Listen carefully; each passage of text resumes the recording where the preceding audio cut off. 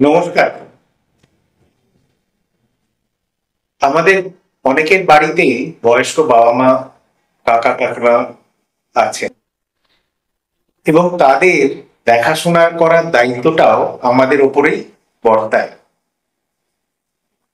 তবে অনেক সময় দেখি যে এই বাবা মায়ের দেখাশোনা করতে গিয়ে আমাদের একটা স্ট্রেস হয়।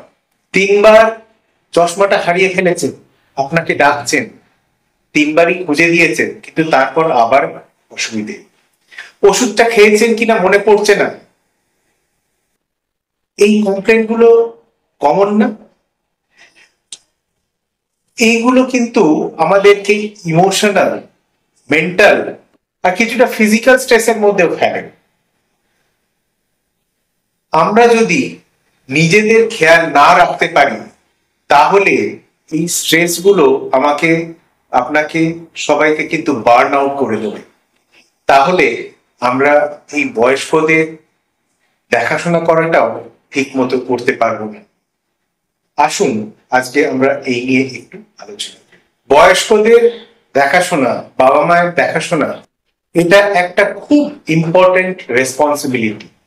আর আমরা এটাকে খুব গুরুত্ব দিয়ে দেখি, চেষ্টা করি যাতে তাদের কোনো অসুবিধে না হয়। এই বয়স্কদের, বাবা মায়েদের দেখাশোনা করাটা একটা খুব ইম্পর্টেন্ট রেসপন্সিবিলিটি। আমরা এটা খুব সিরিয়াসলি নিই, খুব সিরিয়াসলি শুরু করি, চেষ্টা করি যাতে তাদের কোনো অসুবিধা না হয়। সময় মতো তাদের ডাক্তারের কাছে নিয়ে যাওয়া, ওষুধপত্র খাওয়ানো, তাদের কি সুযোগ, কি অসুবিধে, সেগুলো সবকিছু দেখা। কিন্তু এইগুলো দেখতে দেখতে হঠাৎ করে আমাদের মনে হয় এত বেশি রেসপন্সিবিলিটি চলে আসছে যে আমরা সেটাকে কোপ আপ করতে পারছি না।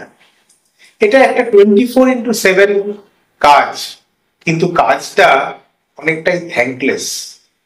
এর জন্য আমরা কোনো প্রতিদান পাই না, কিন্তু আমাদের রেসপন্সিবিলিটি থাকবেই। কি করে আমরা এই রেসপন্সিবিলিটি গুলো মেনটেন করতে করতেও নিজেদেরকে ঠিক রাখতে পারি, আমরা যাতে বেশি দিন তাদের খুব ভালো করে দেখাশোনা করতে পারি।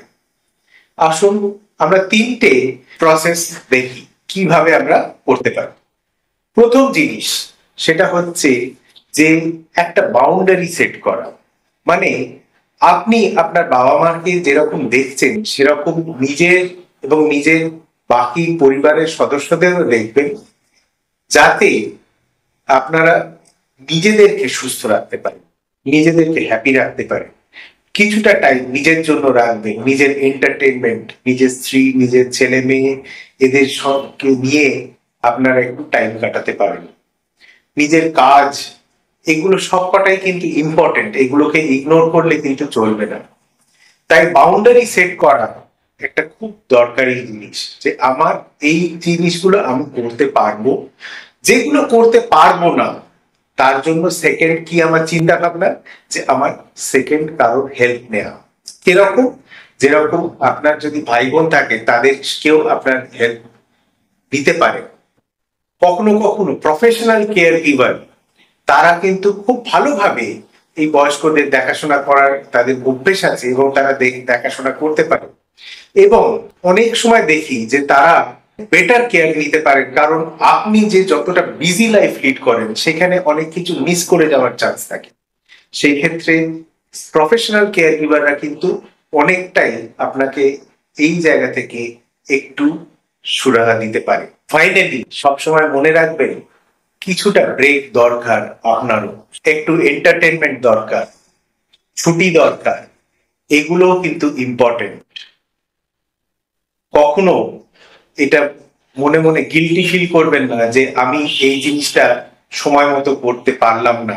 আপনি আপনার যথাসাধ্য করছেন, করবেনও, কিন্তু আপনার জন্য কিছু কিছু জিনিস ইম্পর্টেন্ট যেগুলো আপনাকে করে যেতে হবে। এটা থ্যাঙ্কলেস জব এবং এটা অনেক দিন করতে হয়। আমরা ছোটবেলায় দেখেছি বাবা মারা আমাদের সবকিছু করিয়ে দেওয়ার চেষ্টা করেছেন, বা ওষুধপত্র খাইয়েছেন, ডাক্তারের কাছে নিয়ে গেছেন। এখন পেরেন্টসরাই তাদের কাছে আমরা রিভার্স প্যারেন্টিং করছি, মানে তাদের দেখাশোনা করছি, তাদের যা যা দরকার সেগুলো আমরা করছি। সেই জন্যে যাতে আমরা বেশি দিন বার্ন আউট না হয়ে খুব হাসি খুশি অবস্থায় তাদেরকে সঙ্গে নিয়ে আমরা এগিয়ে চলতে পারি, আমরা নিজেদেরও কিছুটা খেয়াল রাখি।